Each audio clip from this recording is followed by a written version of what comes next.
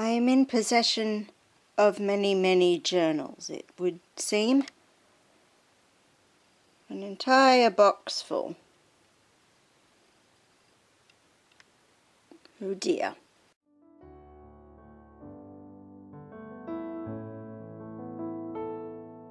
I love to read a book and be absorbed in words to escape the light. Hello everyone, so I'm finally attempting once again to film my mashup of journal tags, being the original journal tag created by Franzi over at a book party and Jill's journal tag. Now, I'm going to include the full questions for each tag in the doobly-doo in my pants. I won't be answering all questions necessarily because some of them are replicas and I don't want to just repeat myself, but the full questions in their entirety will be listed in the doobly-doo, so feel free to check them out and have a go yourself if you have not already, and if you are a journal keeper and fan of journals. Starting with Franzi's questions. Question number 1. What kind of journaling do you do? I do numerous types, really. I keep a variety of journals that I have been instructed to keep by my therapist. I'm not embarrassed to admit that I go to therapy. It's necessary when you have severe anxiety and depression, so I'll be open about that. I essentially get written homework from my therapist because he knows that I keep journals and I enjoy the practice of writing things down. So some of the things I do in that area, I have to, for example, each day I'm meant to list 3 good things and 3 bad things for each day to sort of balance out my perspective on how that day went. One of my more recent activities, I'm meant to jot down the things that I accomplished on each particular day in spite of any pain and illness that might have been impeding me on that day. So that's kind of the purpose of that one, is to sort of shift my focus around to noting what can be accomplished in spite of pain, as opposed to feeling like I didn't achieve things or I didn't get things done or I was limited because of pain. A little mental reshifting exercise. I also have this year been trying to get into practicing gratitude journal keeping, so I have a gratitude journal that I'm trying to do. I've also taken up the practice of doing the sentence a day journaling, which I've been quite enjoying through my Kiki K sentence a day journal. I actually find that quite fun because it comes with prompts, so I like that. And I've also been trying to do some happiness journaling, where I found a lot of happiness sort of prompts on the internet that I've been trying to do every now and then, just to see if I can't recenter my mental and emotional focus onto a more positive outlook on life, because I am innately a very negative person. Question number 2 is, do you have different journals for different topics? And I certainly do. I completely understand Franzi's attitude, for example. She prefers to just have the one journal where she chronicles anything and everything, because she likes to just have one that she's focusing on and she can complete that journal and then move on to the next, as opposed to having several going at the one time. I thoroughly understand that. It's much the same as folks who prefer to just read one book at a time, as opposed to nutcases like myself, who I think I'm like currently reading at least 9 books. It's ridiculous. I'm currently buried in a bit of a canopy of books that's entirely of my own making. You could say I'm in much the same situation with my journals. I have a journal where I do most of my therapy sort of homework. I have the journal where I've been trying to do some happiness prompts. I've got this journal for gratitude journaling.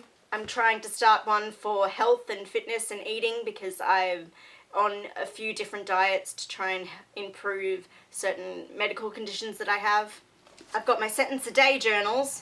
I have a happiness journal, which I need to get back into, admittedly.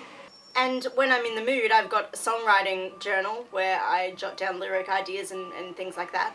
Another journal that I was keeping this year, and I think it's probably the first that I've done in quite some time for this purpose, I was keeping a character journal for a play I was doing. I was in the role of Laura for Tennessee Williams' The Glass Menagerie, and that was a role that I was taking very seriously. It was quite an emotionally challenging and draining role, and I was just very passionate about it, and I really wanted to put my heart and soul into it as much as I could. And I found in the past for certain roles that keeping a character journal has helped. It's for no one's benefit but my own. No one else sees what I write in here or anything, but I just felt the need to do that. So I was keeping that this year. Sadly, our production of The Glass Menagerie has been postponed until early next year, so I will be getting back into this journal when rehearsals start up again. That was quite a heartbreaking process to go through when we were cancelled out of nowhere, and I did document that in here as well. But it's quite a cathartic practice, I find, to have a character journal if I feel the need for a particular role, if it's quite important to me. So it's not something I do with every production, but certainly if it's an acting gig where I suppose I feel possibly a stronger connection, or I feel that it's the role's taking a lot out of me, it can be emotionally beneficial to keep a character journal. So there are many journals going at the one time. I prefer to designate set journals for set topics. That's just the way I work.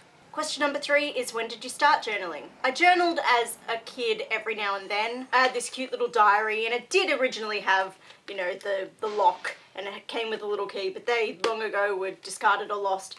I just journaled nonsense in here really from about age 10, I suppose. I didn't really get into any of the types of journaling that I practice now until, I would say, probably my late teens. I certainly started doing some scrapbooking in late high school. From the scrapbooking came more written work, and I started to gain an interest again in journaling and started to amass more journals. Certainly things like I had my Blue Day journal, I think, during late high school. And then once I was in university, because I had to keep some writing journals for a few of the writing courses I was doing as part of my English degree, I started to get more interested in a lot of written reflection and that sort of thing.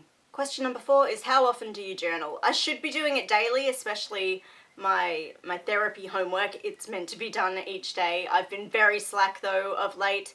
A lot of dramas and things in everyday life have kind of deprived me of energy and motivation to put pen to paper. However, I am trying to at least get back into one of my sentence a day journal to see if that can kickstart the practice back up again. A lot of the other stuff tends to just be when the mood takes me and when I feel the need. Question number 5 is, what are your favourite tools for journaling? I just have a lot of pens. I like pens. I've always been a bit of a stationery shopper. I've always enjoyed shopping for pens and such things. Biros are fine. I'm not picky, but I've discovered that I do infinitely prefer medium tip pens than fine point pens because they drive me nuts. I don't like the feel of writing with them, and I don't like how they look on the paper, so I definitely have to make sure when I'm purchasing my biros that I get medium tips. I've discovered I don't mind Papermate as a brand of pen, but Pilot ones, they're okay as well.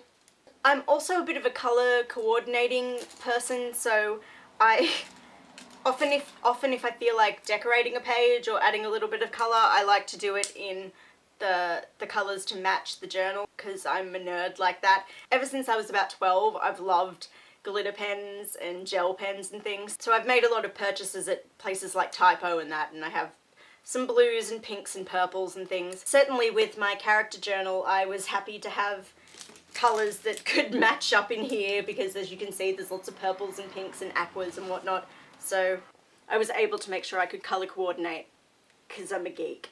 Would you like to show us some of your journals? Okay. I suppose my character journal for Laura is pretty simple because I printed out information about some of the medical conditions that she had so that I had some background info. I had plenty of pictures included from different productions. I printed out, I wrote a song actually, some lyrics to an original song that I came up with for the character and printed those out. Yeah, just lots of pictures that I found inspiring. I gave myself questions that I then answered, so is Laura made out of glass? And then put my own answer down there. Interviews with actresses who have played the role in the past, if they had things that I thought were insightful and relevant, I included those in here. Yeah, lots of pictures. I also analysed her emotional landscape scene by scene, so I jotted down the title of each scene and would then go through it chronologically in terms of what she was feeling and thinking during that scene. So yeah, that's one example. That was my character journal.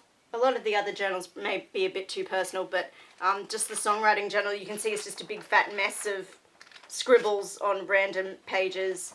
and pieces of paper that have been stuck in there and things. This was in fact the journal in which the songs for Tamagotchi the musical were crafted.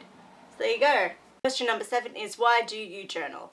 And I journal for a lot of reasons. I find that there is a great deal of creative outlet to be had in journaling, at least for some of the journaling that I do. I also just obviously find it very therapeutic and helpful to unload, especially at the end of each day, and to just, I have a very noisy brain. It's always active and always going, and I'm a neurotic person, so it can help to just get all the word vomit out in written form and then close the book up and hopefully feel some sense of release. Maybe lessen the burden that I've been carrying for that day. I've also just always enjoyed writing as just a personal, private practice. I just like it. Especially just pen to paper. I just enjoy the feeling of putting words down on a page. Question number 8. How has journaling changed your life? I don't know if it's necessarily changed my life, but it's certainly been helpful. I know that I've been grateful to have it to turn to during some very difficult stages. Even looking back on old entries and old journals, I can see that I was very much using it as a means of coping through really tough situations. I'm also just grateful to have had it on the creative side of things, because I've been able to make use of things that might have just been jotted down as random ideas and just pieces of fun that have ended up going into things. I've been able to form short plays and musicals and things out of seemingly frivolous scribblings. Actual concrete works have emerged from my random writing. Question number 9, what topics do you write about? I've sort of covered that. Question number 10, how do you make time for journaling? Well, as I've kind of alluded to, I'm pretty hopeless at making time for journaling, even when I know I should, so it can be in the back of my mind going, you need to journal, you haven't journaled today, you haven't journaled all week, rah, rah, rah, rah. But I'll usually just tell that voice to shut up and I'll go and do something else. So I'm not the person really to turn to for making time for journaling advice, but I think I need to just designate maybe a time in the evening that is like journal hour or journal half hour or something, so that every evening, provided I'm home, I will get my journals and do my stuff.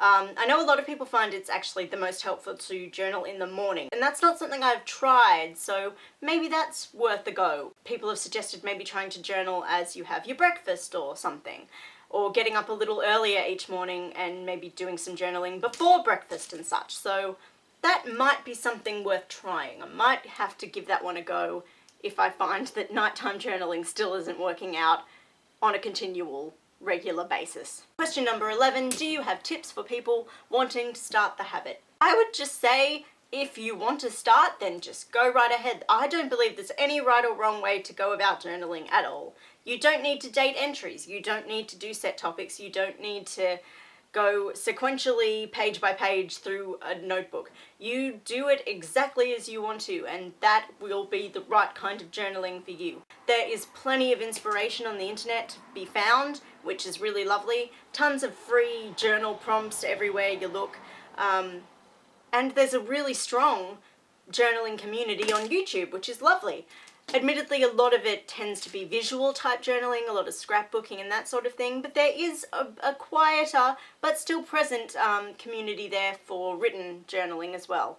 And that's really lovely. The internet provides such a great sense of community and togetherness. Essentially, all I would say is if you have the need, then just go out, you can find all measure of journals and notebooks in all different price ranges and all different styles. If you have the need, just go on out, purchase yourself a journal or a notebook and just see how just jot a few lines down and see how you're feeling. And it doesn't have to necessarily be really in-depth, reflective, psychoanalysis sort of thing.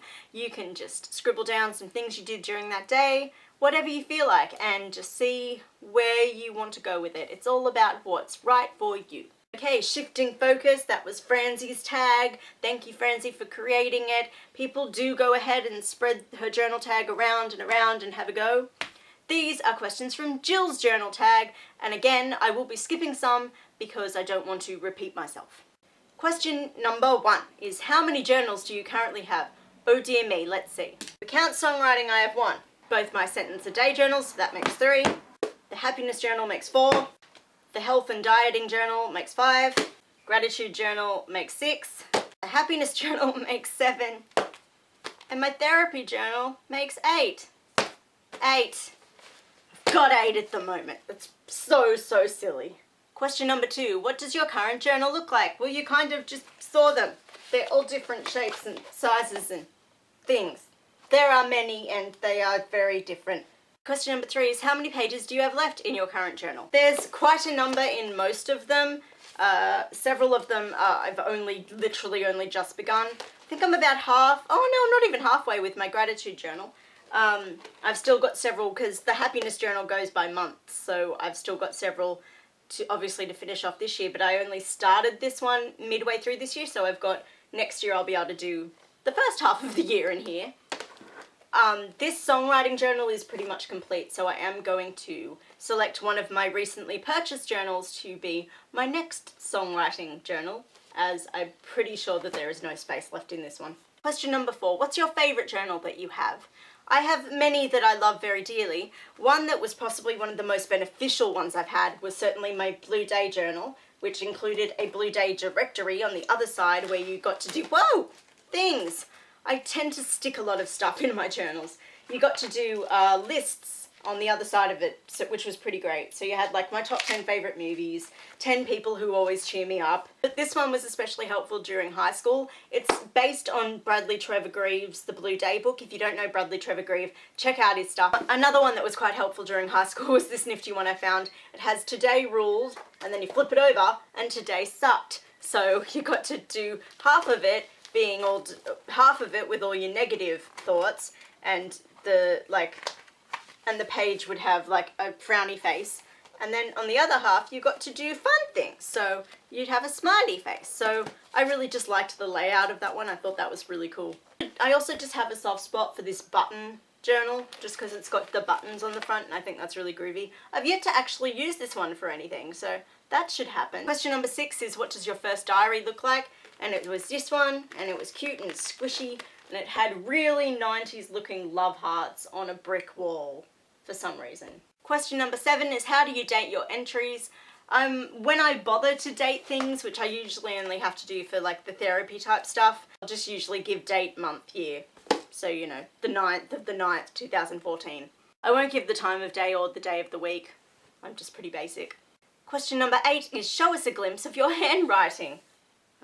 I'll try and pick an example where it's probably at its neatest. Let's see. So that's my handwriting.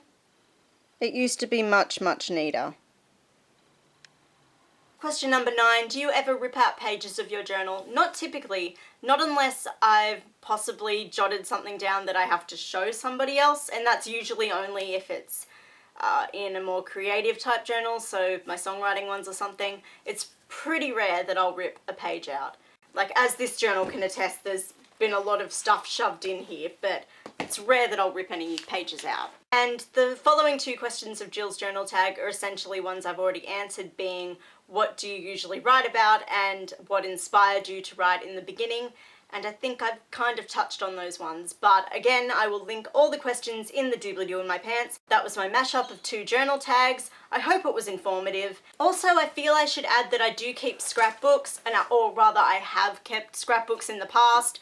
Ones on all my musical loves, plays I've done, movies I was obsessed with, Peter Pan, and then a heap of other things. And they are certainly detailed, but potentially quite embarrassing. There is also an Anne of Green Gables one, and of course a Harry Potter one. If you would like to see my scrapbooks, then do let me know. I'm happy to show them. Just note that you will be encountering the heady world of Renee's fandom brain, and that could scare you.